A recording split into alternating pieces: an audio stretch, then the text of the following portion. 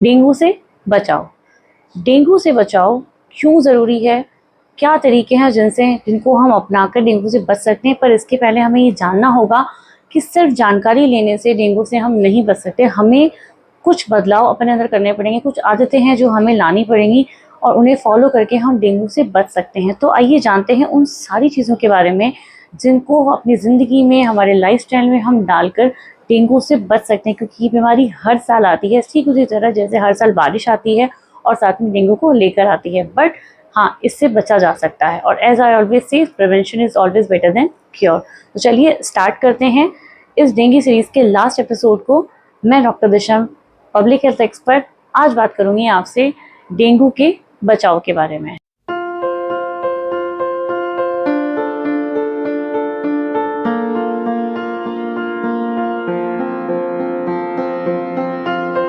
तो सबसे पहले हम बात करते हैं डेंगू से कौन कौन स्टेजेस पे बचाव किया जा सकता है, वो कौन सी जगह है जहाँ से हमें काम करना चाहिए। सबसे पहले हमने जब लाइफ साइकिल पे बात करी थी डेंगू सीरीज़ में, सबसे पहले एपिसोड में, अगर आपने वो वीडियो नहीं देखा है तो उसका लिंक नीचे डिस्क्रिप्शन बॉक्स में, उसको जाकर आप देखिए।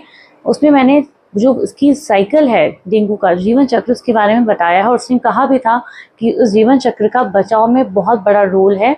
आज हम बात समझते हैं कैसे। डेंगू के केस में जो इसका जीवन चक्र है, उसमें जो मादा मच्छर होती है वो अपने अंडे देती है उन कंटेनर्स में जहाँ पानी रुका हुआ है, जो ठहरा हुआ पानी। कौन कौन से वो कंटेनर्स हो सकते हैं?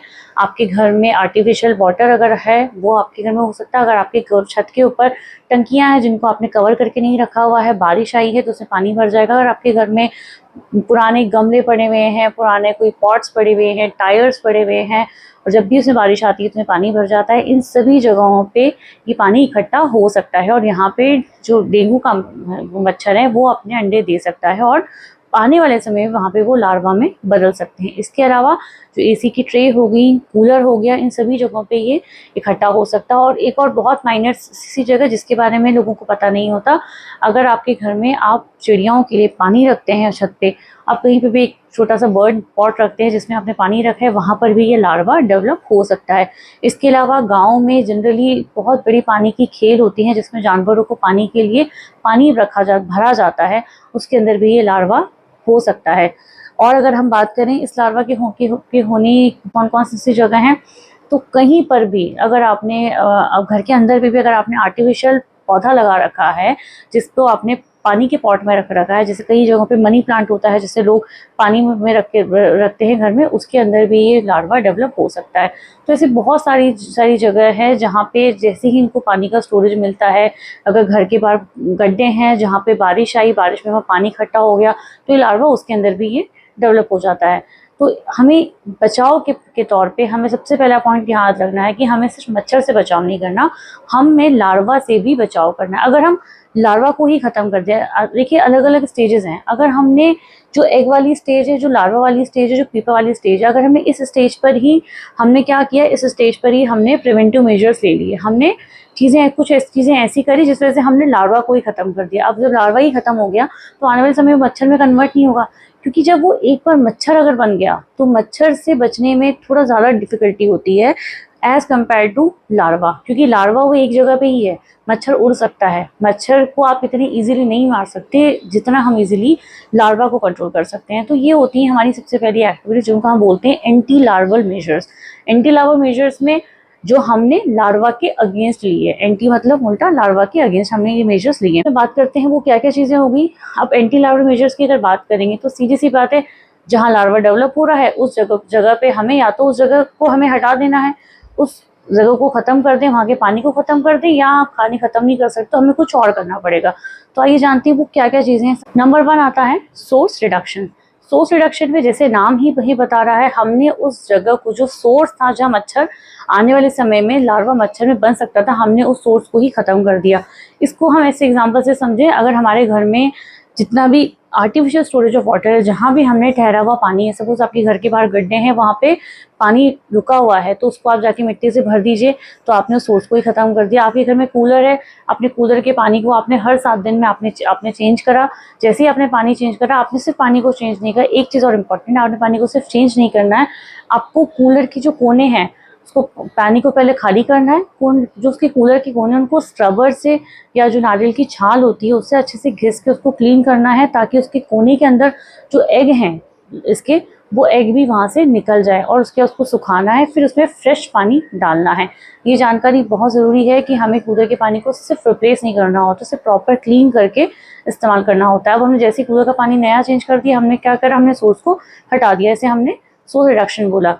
इसके अलावा हमारे घर में जितने पुराने गमले रखे हुए हैं, आपके घर में कोई पुरानी बाल्टियाँ पड़ी हैं, छत पे कुछ भी ऐसा आइटम पड़ा है जिसमें आपका पानी स्टोर हो सकता है, उसको हमने उल्टा करके रख दिया या फिर हमने उसको डिस्कार्ड कर दिया, हमने उसको वहाँ से हटा दिया।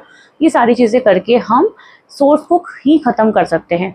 दूसरी बात आती है, कई ऐसी जगह है जहाँ पे अब हम सोर्स को ख़त्म नहीं कर सकते। फॉर एग्जांपल अगर हम बात करें, जैसे बहुत सारे लोग हैं उनके ऑफिस में कूलर्स होते हैं, बहुत सारे लोग हैं जो हॉस्टल्स में रहते हैं, स्टूडेंट्स होते हैं जिनके कूलर्स हैं वो सेकंड फ्लोर पे, थर्ड फ्लोर पे हैं और वो बाहर की तरफ लगे हैं, तो उनके लिए पॉसिबल नहीं है कि वो क्लीन कर सकें, उसको एवरी सप्ताह क्लीन कर सकें।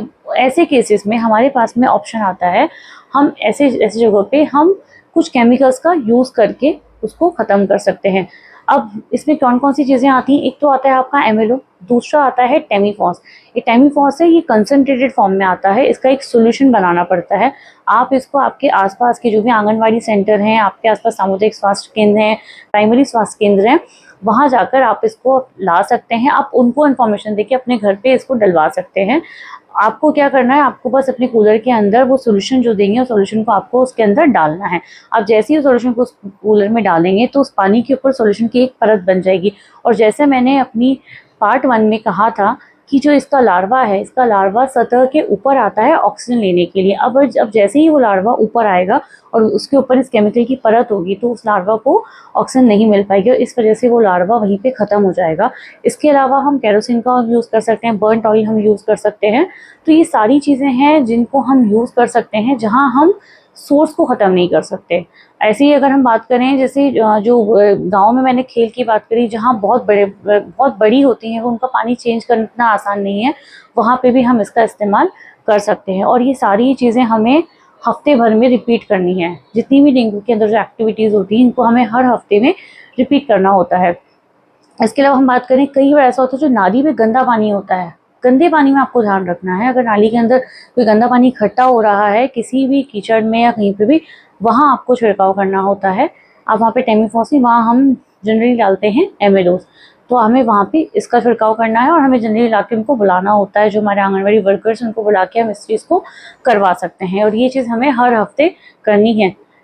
इम्पॉर्टेंट नोट, यहाँ पे हमें ये चीज़ खुद से आगे रह के करनी है। कई बार होता है, हमें पता होता है हमारे घर के बाहर पानी इकट्ठा हो रहा है, हमें ये भी पता होता है यहाँ डेंगू के केसेस भी आ रहे हैं, फिर भी हम वेट करते हैं कि हमारे घर पे कोई हेल्थ स्टाफ आए या कोई गवर्नमेंट की तरफ से कोई आए, इंस्पेक्शन करे, वो आकर हमारे आसपास की कम्युनिटी में इन चीज़ों को करे, उनका छिड़काव करें। और हम इन चीज़ों के बारे में सोचते रहते हैं, तो हमें ऐसा नहीं करना है। अगर आपके आसपास में आपको कोई ऐसा दिख रहा है एरिया, तो आपको अपने नियर बाई सेंटर पे जाइए, वहाँ जाके कांटेक्ट करिए, उनसे आके आप उनको छिड़काव कर सकते हैं और आप इस चीज़ से बच सकते हैं।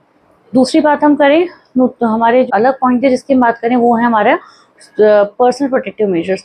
तो आइए जानते हैं वो कौन से ऐसे पर्सनल प्रोटेक्टिव मेजर्स हैं जो हमें लेने चाहिए। अब जब हम पर्सनल प्रोटेक्टिव मेजर्स की बात करेंगे, तो हम ये हो गए हमारे एंटी अडल्ट मेजर्स। अब लार्वा है, लार्वा के लिए हम क्या क्या कर सकते थे, हमने सोर्स को ख़त्म कर दिया, जहाँ सोर्स ख़त्म नहीं कर सकते वहाँ पे हमने केमिकल का यूज़ किया और हमने उस चीज़ को कोशिश करी रोकने की, बट किसी कारणवश अब वो लार्वा कन्वर्ट हो गया है मॉस्किटो के अंदर, मतलब वो मच्छर बन गया है। अब हमारे पास में जो आगे के मेजर्स आते हैं, वो आते हैं मच्छर से बचने के लिए, जिन्हें हम बोलते हैं एंटी अडल्ट मेजर्स। तो चलिए जानते हैं वो क्या क्या हैं।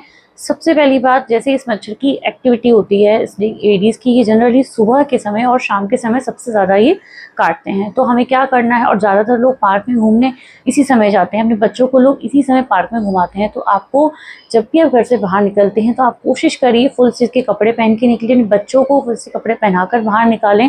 और साथ में जो भी एरिया उनका ओपन है, हाथ का, पैर का, उसके ऊपर आप जो मॉस्किटो रेपेलेंट्स आती हैं, उन क्रीम्स आती हैं, उनका आप इस्तेमाल करके उनको बाहर भेजें।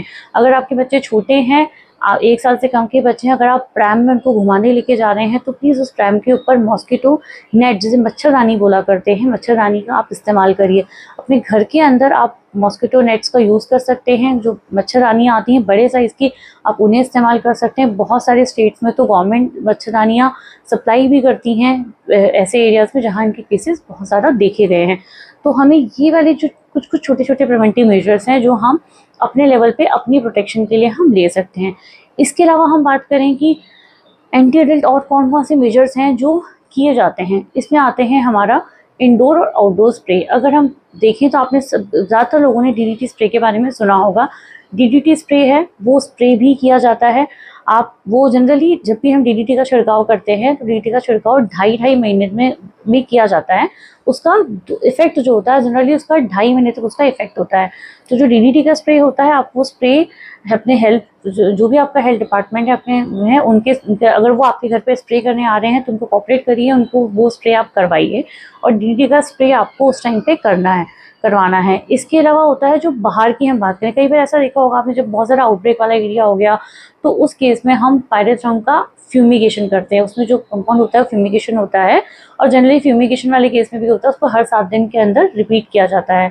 जब कोई आउटब्रेक हो गया या फिर कोई ऐसा एरिया है जहाँ पे जनरली आपको केसेस ज़्यादा आ रहे हैं तो कंपैरेटिवली वहाँ पे फ्यूमिगेशन भी किया जाता है। बट फ्यूमिगेशन सिर्फ डोर के लिए होता है, आउटर एरियाज़ के लिए होता है। और जो डीडीटी होता है वो घर के अंदर के लिए होता है, जहाँ हमारे आसपास के जो एरियाज़ हैं उनके लिए हम डीडीटी का स्प्रे करते हैं, छिड़काव करते हैं। तो ये छोटी छोटी सी बातें हैं जो हमें याद रखनी है जब हम डेंगू के बारे में बात करें। अब बात ये आती है, ये बहुत सारे जो मेजर्स हैं इन सब के बारे में हमने जानकारी तो ले ली, इसके बारे में पता भी चल गया कि हमें ये करना है, हमें ये हमें ऐसे इससे बचाव करना है, जैसे कपड़े पहने। बट उसके बावजूद भी ऐसा क्यों होता है कि डेंगू के केसेस हर साल आते हैं और ये सिर्फ ये से नहीं आते, इनकी डेथ भी होती है। हमें सब कुछ पता होता है कि हम इनको रोक सकते हैं। आइए जानते हैं इसका कारण। इसका कारण है हमारी आदतों में अभी भी बदलाव नहीं आया है। सबसे इम्पॉर्टेंट बात, अगर हम ये जानते हैं कि हमारे पास अगर ये जानकारी है कि डेंगू से बचा जा सकता है तो हमें इसको अपनी आदत में डालना पड़ेगा। ये जो मैंने छोटे छोटे स्टेप्स बताए हैं आपको अपने आदत में, अपनी हैबिट्स में इनको इनकॉर्पोरेट करना पड़ेगा। आदत में क्या आप कर सकते हैं, आपको हर 7 दिन में अपने छत का एक जाकर राउंड लगा कर आना है। आपको चेक करके आना है क्या कोई कंटेनर खाली तो नहीं है, क्या कोई कंटेनर में पानी इकट्ठा तो नहीं है, आपको उसको उल्टा करके आना है। आपको हर 7 दिन के अंदर अपने कूलर को चेक करना है क्या उसका पानी रिप्लेस हुआ है। अगर रिप्लेस नहीं कर सकते हैं तो क्या आपने उसमें सोल्यूशन डलवाया है। और आप इसके लार्वा को टॉर्च लेके चेक कर सकते हैं और ये आपको इजीली उसमें पानी में मिल जाएगा। फ्रेंड्स, ये था मेरा लास्ट एपिसोड डेंगू सीरीज़ का, जिसमें हमने बात करी बचाव के बारे में, डेंगू के मच्छर से कैसे बचा जा सकता है, उसके लार्वा से कैसे बचा जा सकता है। साथ ही साथ इस सीरीज़ के एंड में जिसमें हमने डेंगू के बारे में जैसे पार्ट 1 में हमने बात करी कि डेंगू का जो मच्छर है वो कैसा होता है, उसकी जनरल इन्फॉर्मेशन के बारे में, डेंगू कहाँ से आया, कैसे आया, इसको कैसे इसका लार्वा दिखता है, इसके बारे में। डेंगू के जो पार्ट 2 था, पार्ट 2 में हमने बात करा इसके बचाव के बारे में, इसके ट्रीटमेंट के बारे में। अगर बच्चों में हो जाए तो क्या फ़र्क है, जो अगर गर्भवती महिला को हो जाता है तो क्या फ़र्क है। और जो लास्ट पार्ट है उसमें हमने बात करी डेंगू के बारे में, डेंगू के बचाव के बारे में कि इससे हम कैसे बच सकते हैं, क्या क्या सावधानियां हमें करनी है, वो कौन सी आदतें हैं जिन्हें हमें बदलना पड़ेगा जिससे हम डेंगू से बच सकते हैं। आई होप इससे आपको कुछ ना कुछ जानकारी मिली होगी। इस जानकारी को आगे से आगे बढ़ाइए, इसको स्प्रेड करिए। तो थैंक यू सो मच। और अगर आप डेंगू के बारे में कुछ भी पूछना चाहते हैं, डेंगू के इलाज के बारे में, ट्रीटमेंट के बारे में, तो आप कमेंट बॉक्स में मुझे अपना मैसेज ड्रॉप कर सकते हैं। थैंक यू सो मच, मिलते हैं अगली वीडियो में। और हाँ, अगर आप चैनल पर नए हैं तो प्लीज़ चैनल को सब्सक्राइब ज़रूर करिएगा।